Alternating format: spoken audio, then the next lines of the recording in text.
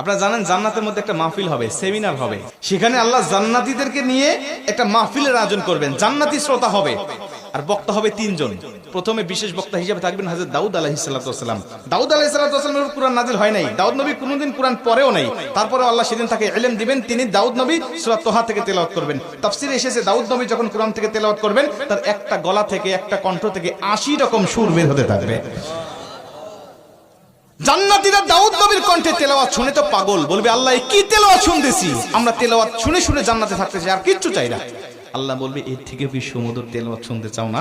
জান্নাতীরা বলবে আল্লাহ এর থেকে সুমধুর তেলাওয়াত হতে পারে, আমাদের আর বিশ্বাস হয় না। আল্লাহ বলবে কেন বিশ্বাস হয় না?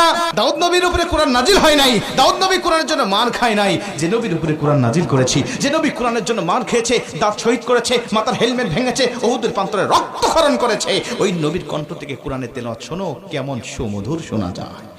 আমার নবী যখন সূরা ইয়াসিন থেকে তেলাওয়াত করবেন জান্নাতীরা তো পাগল হয়ে যাবে, বলবে আল্লাহ কোনো হুর চাই না, কোনো গিলমান চাই না, কোনো নাজ নিয়ামত, কোনো শরাব, কোনো ঝর্ণা, কোনো কিচ্ছু চাই না। আল্লাহ শুধু নবীর কণ্ঠে তেলাওয়াত শুনে জান্নাতে হাজার হাজার বছর আমরা কাটিয়ে দিতে চাই। আল্লাহ বলবে জান্নাতি এর থেকেও কি সুমধুর তেলাওয়াত তোমরা শুনতে চাও না?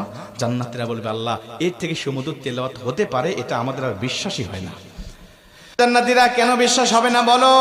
আমার নবীকে কণ্ঠ দিয়েছি আমি আল্লাহ নিজে, আমার দাউদকে কণ্ঠ দিয়েছি আমি আল্লাহ নিজে, কিন্তু আমার গলায় কত কণ্ঠ রেখে দিয়েছি জানো না? আমি আল্লাহ নিজের কণ্ঠকে ওজার করে এখন তোমাদেরকে সূরা রহমান থেকে তেলাওয়াত করে শোনাতে চাই।